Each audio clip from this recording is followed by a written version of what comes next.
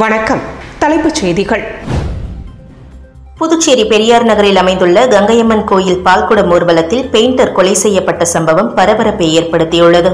இது தொடர்பாக தப்பியோடிய 5 பேர் கொண்ட கும்பலை போலீசார் தேடி வருகின்றனர். புதுச்சேரி பெரியார் நகர் பகுதியைச் சேர்ந்தவர் ருத்ரேஷ், வயது 25. பெரியார் நகர் கங்கையம்மன் கோயில் பால்குட ஊர்வலம் இன்று நடைபெற்றது. ஊர்வலம் முடிந்து அபிஷேகத்திற்காக திரளான பக்தர்கள் கோவிலில் திரண்டிருந்தனர். அப்போது அங்கு வந்த 5 பேர் கும்பல் ருத்ரேஷை சரமாரியாக குத்தியது. இதில் சம்பவ இடத்தில் ரத்த வெள்ளத்தில் மயங்கி விழுந்த ருத்ரேஷ் துடிதுடித்து இறந்து போனார்.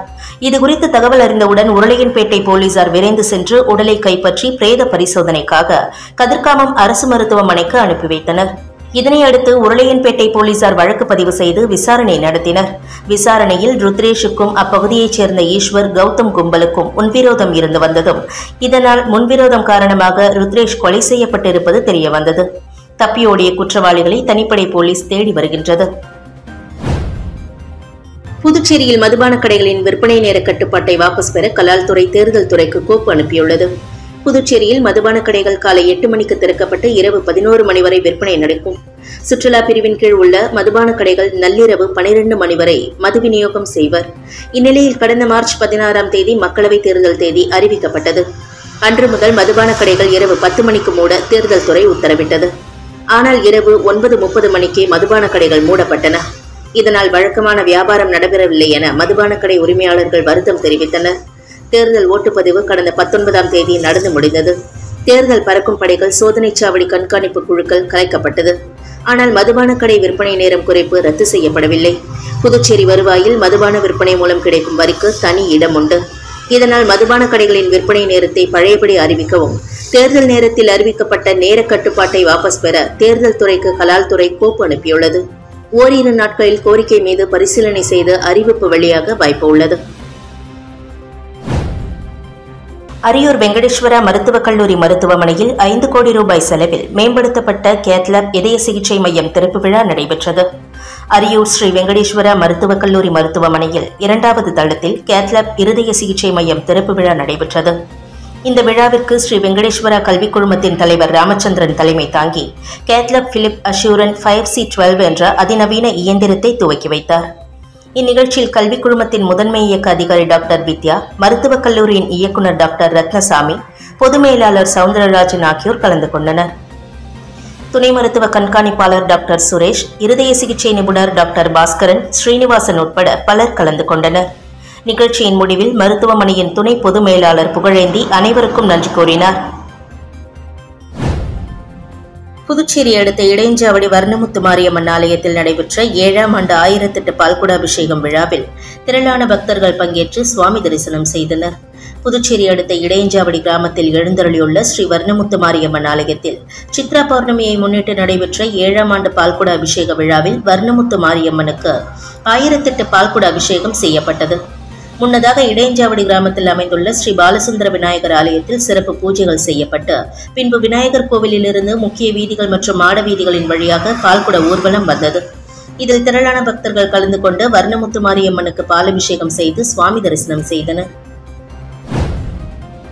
யூனியன் பிரதேசமான புதுச்சேரியில் பணியாற்றும் அரசு பணியாளர்களுக்கு படித்தொகையை உயர்த்தி புதுச்சேரி நிதித்துறை உத்தரவிட்டுள்ளது. அரசு ஊழியர்களுக்கு ஓய்வூதியம், கிராஜுவிட்டி, வீட்டு வாடகைப்படி, குழந்தைகளின் கல்வி உதவித்தொகை, சீருடைப்படி ஆகியவை உயர்த்தப்பட்டுள்ளதாக புதுச்சேரி அரசு அறிவித்துள்ளது.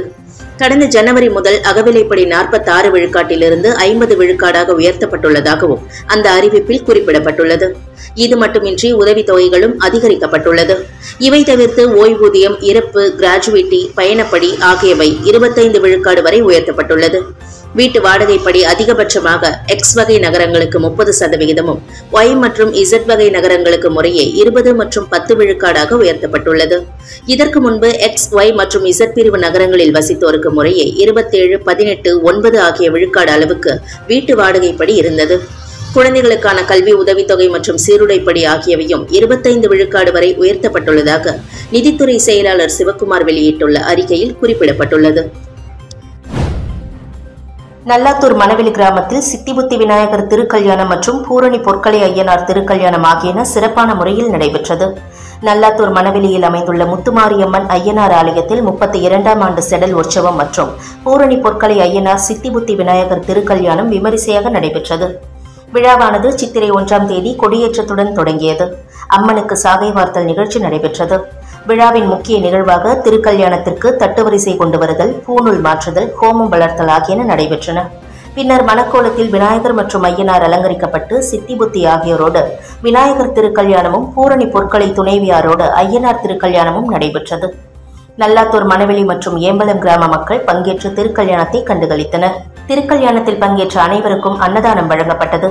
விழாவிற்கான ஏற்பாடுகளை கோயில் அறங்காவல் குழுவினர் மற்றும் பொதுமக்கள் செய்திருந்தனர். புதுவை மாநிலத்தில் 10 IAS அதிகாரிகளுக்கு புதிய துறைகள் ஒதுக்கீடு செய்யப்பட்டுள்ளன. புதுச்சேரி துணைநிலை ஆளுநர் CP ராதாகிருஷ்ணன் உத்தரவின் பேரில் தலைமைச் செயலர் சரத் சௌஹான் வெளியிட்டுள்ள உத்தரவில் அரசு செயலர் பத்மா ஜெய்ஸ்வாலுக்கு முப்படை நலத்துறை, சுதந்திர போராட்ட வீரர்கள் பிரிவு, எழுதுபொருள் அச்சுத்துறை, M ராஜுவுக்கு வேளாண், கால்நடை, சுகாதாரம், தொழிலாளர் நலத்துறை, ஆஷிஷ் மாதவ்ராவ் மோரோவுக்கு வளர்ச்சி ஆணையர், நிதி, துறைமுகம், வருவாய், கலால் ஆணையர், நிவாரணம் மற்றும் மீட்புத் துறைகள், அரசு செயலர் முத்தம்மாவுக்கு திட்டம் மற்றும் ஆராய்ச்சி, போக்குவரத்து, மின்துறை, குடிமைப் பொருள் வழங்கல், சமூக நலம், குழந்தைகள், மகளிர் மேம்பாடு, பிற்படுத்தப்பட்டோர், சிறுபான்மையினர், ஆதிதிராவிடர் நலன், பான்கேர் ஆகிய துறைகளும் கூடுதலாக உள்ளாட்சித்துறையையும் கவனிப்பார் என அறிவிக்கப்பட்டுள்ளது. மேலும் அரசு செயலர் தல்வாடேவுக்கு பொருளாதாரம், புள்ளியியல், விளையாட்டு, இளைஞர் நலத்துறையும், ஜெயந்த்குமார் ரேவுக்கு பொதுப்பணி, சுற்றுலா, தகவல் தொழில்நுட்பம், ஸ்மார்ட் சிட்டி, நிர்வாக அதிகாரி, வனத்துறை இணை பொறுப்பு வழங்கப்பட்டுள்ளது. பங்கஜ் குமார் ஜாவுக்கு புதுதில்லியில் உள்ள அரசு குடியிருப்பு ஆணையர் தேர்வு கட்டுப்பாடு, நெடுஞ்செழியனுக்கு கூட்டுறவு, மீன்வளம், கலை பண்பாடு, இந்து அறநிலையத்துறை, வக்பு வாரியம், துணைநிலை ஆளுநரின் தனிச்செயலர் பொறுப்பும், கேசவனுக்கு பொது நிர்வாகம், தீயணைப்பு, நகர அமைப்பு, வீட்டு வசதி, செய்தி விளம்பரம், உள்துறை சிறப்பு செயலர் பொறுப்பும் வழங்கப்பட்டுள்ளது. புதுச்சேரி செந்தாமரை நகர் பகுதியில் அமைந்துள்ள ஸ்ரீ விஜயகணபதி திருக்கோவிலின் 27ஆம் ஆண்டு நிறைவு விழாவையொட்டி சிறப்பு பூஜைகள் நடைபெற்றன. புதுச்சேரி செந்தாமரை நகர் பகுதியில் அமைந்துள்ளது ஸ்ரீ விஜயகணபதி திருக்கோவில். இத்திருக்கோவிலில் எழுந்தருளியுள்ள கணபதிக்கு 27ஆம் ஆண்டு நிறைவு விழாவையொட்டி சிறப்பு அபிஷேகம் ஏற்பாடு செய்யப்பட்டு மஞ்சள் காப்பு அலங்காரம் செய்யப்பட்டது. தொடர்ந்து உற்சவருக்கு பல்வேறு ஆபரணங்கள் கொண்டும் மலர்கள் கொண்டும் சிறப்பு அலங்காரம் செய்யப்பட்டு தீபாராதனை காண்பிக்கப்பட்டது. இதில் பக்தர்கள் பலரும் கலந்து கொண்டு விநாயக பெருமானை வழிபட்டு சென்றனர். இதற்கான ஏற்பாடுகளை கோவில் அறங்காவலர்கள் சிறப்பாக செய்திருந்தனர். இத்துடன் செய்திகள் நிறைவடைந்தன. வணக்கம்.